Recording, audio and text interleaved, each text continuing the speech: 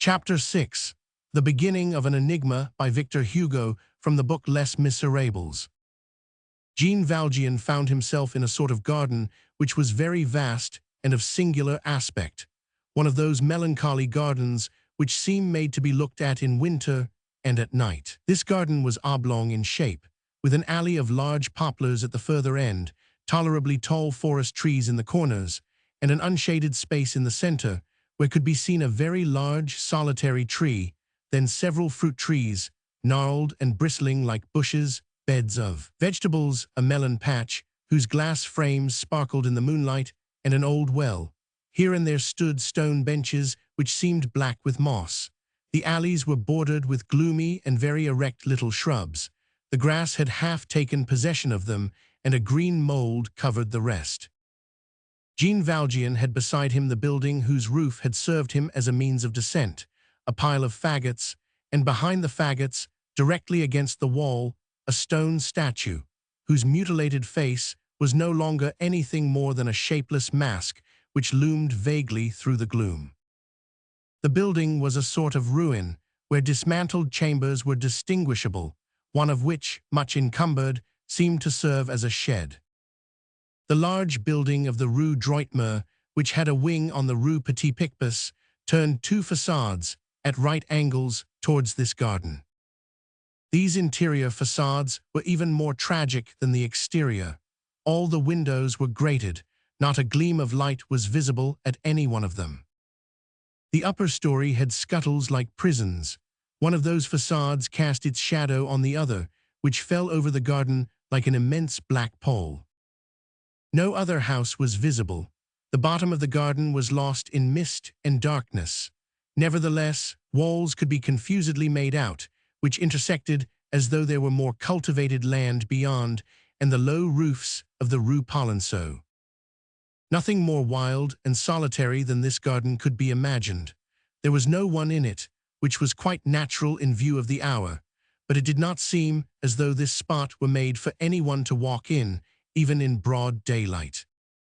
Jean Valjean's first care had been to get hold of his shoes and put them on again, then to step under the shed with Cosette. A man who is fleeing never thinks himself sufficiently hidden. The child, whose thoughts were still on the Thénardier, shared his instinct for withdrawing from sight as much as possible. Cosette trembled and pressed close to him. They heard the tumultuous noise of the patrol searching the blind alley and the streets, the blows of their gun stocks against the stones, Javert's appeals to the police spies whom he had posted, and his imprecations mingled with words which could not be distinguished.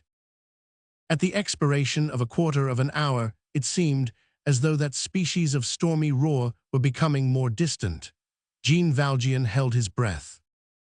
He had laid his hand lightly on Cosette's mouth.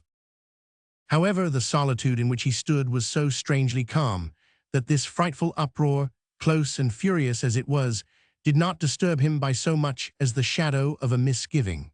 It seemed as though those walls had been built of the deaf stones of which the Scriptures speak.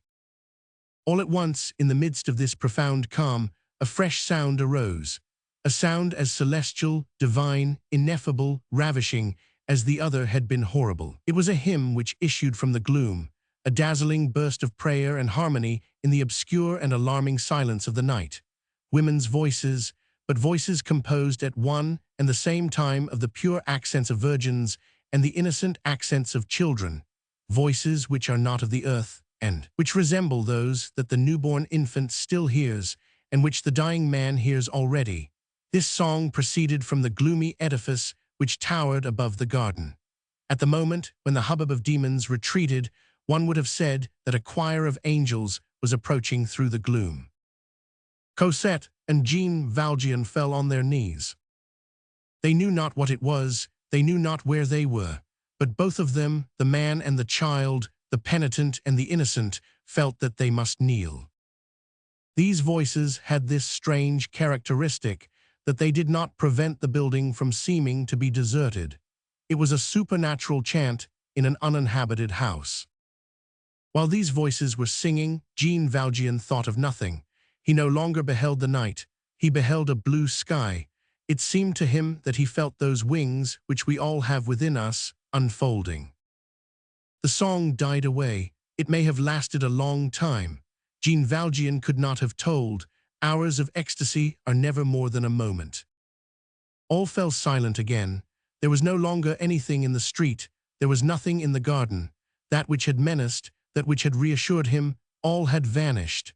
The breeze swayed a few dry weeds on the crest of the wall, and they gave out a faint, sweet, melancholy sound.